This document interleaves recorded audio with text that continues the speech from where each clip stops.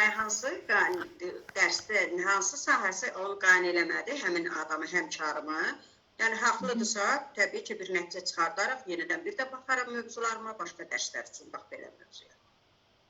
Bəli, deyə bilərsiniz müəllimə. Hansı fasilitator müəllim kimdir?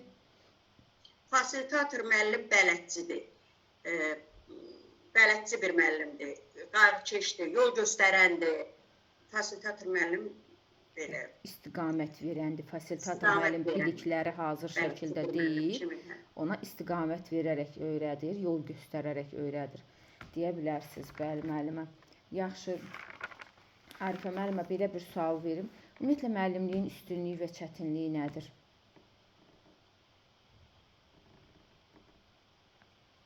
Müəllim şərəfli peşədir. Üstünlüyü odur ki, şərəfli peşədir. Gərək maksimum dərəcədə məsuliyyətli olasan, mehriban olasan, qayğıkeş olasan.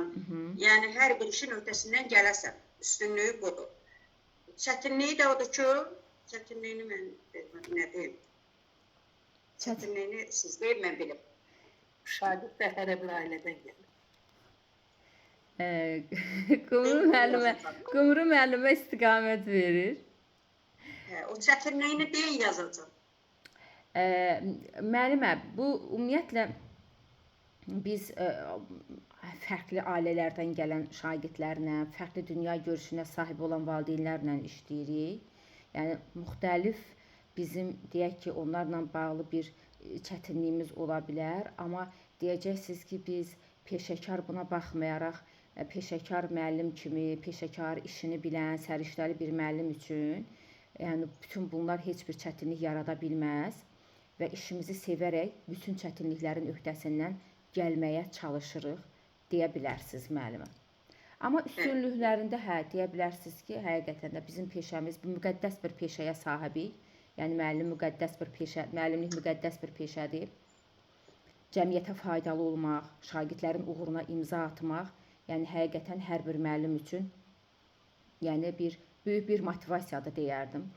Ona görə, yəni, amma çətinlikləri də, yəni müxtəlif dünya görüşünə sahib şagirdlərlə işlədiyimiz üçün, yəni bir çətinlik ola bilər və bunun da öhdəsindən layiqincə gəlməyi bacarırıq. Çünki illərin peşəkar səriştəli müəllimləri deyə bilərsiniz.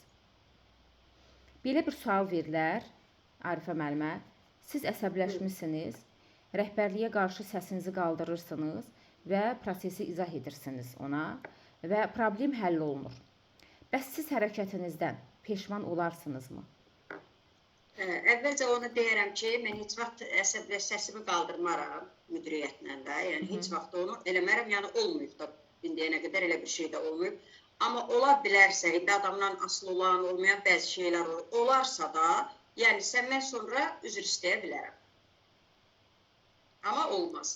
Olarsa da, yəni üzr istəyərəm ki, yəni məktəbdə müdiriyyətə səs yüksəltmək olmaz.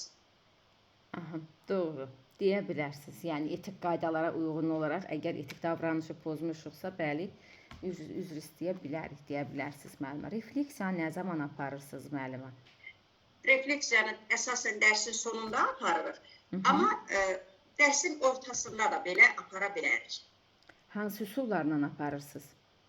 3-1-2, cümlə kökləri, 3-1-2 də yadda qalan, 3-2-1, yadında qalan, nə maraqlı oldu, başa düşmədi, qaranlıq qalan. Cümlə kökü də yarımçıq qalmış cümləni tamamlamaq. Ondan, nə bilim, bilet çıxışı, onu mənə çatmır. O dəfə də mən onu dedim, o çatmır. Yəni onu deməyim, eləmə müəllimə, elə bir sual düşdü, onu deməyim. Müəllimə, bilet çıxışı deyil, çıxış biletidir o. O çıxış biletidir. Elə adını düzgün demədiyiniz üçün o sizə də aydın olmur.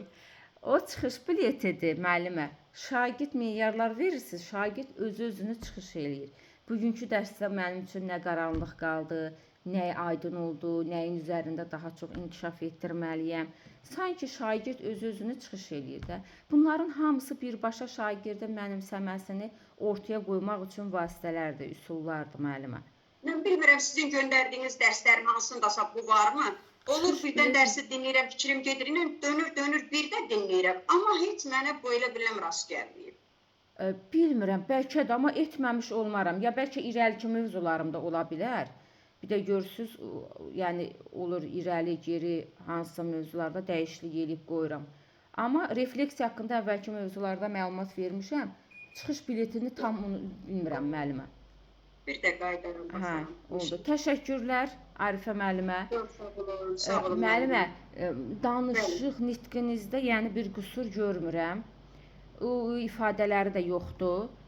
İnşallah orada da sərbəst şəkildə danışarsınız. İnşallah. Çox sağ olun müəllimə. Sağ 10-cu olun. dərsdir Günel müəllimə. Siz də sağ olun. olun. İnşallah hələ müsahibəyə qədər birlikdəyik. Bəli, bəli müəllim, biz buradayıq. Narahat olmayın. Hər şey yaxşı olacaq. Təşəkkür Sağ olun, müəllimə, sağ sağ olun.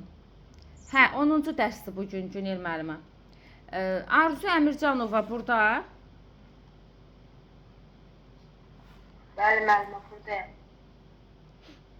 Arzu müəllimə, 10-cu dərsə hazırsınız?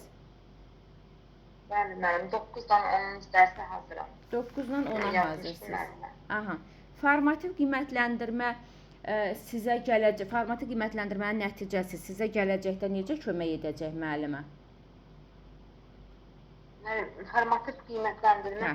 düzgün aparılmış formativ qiymətləndirmə bizə dərsinin sonu üçün nəticələri əldə etməyimizə kömək edir. Yəni bir uşaq haqqında təlim nəticələrinə uyğun biz sonda bu uşağın il ərzində summativ qiymətləndirməmizə kömək edir. İlin sonunda uşaq üçün qiymət çıxardan zamanda düzgün aparılmış formativ qiymətləndirmə bütün bunlara kömək edir.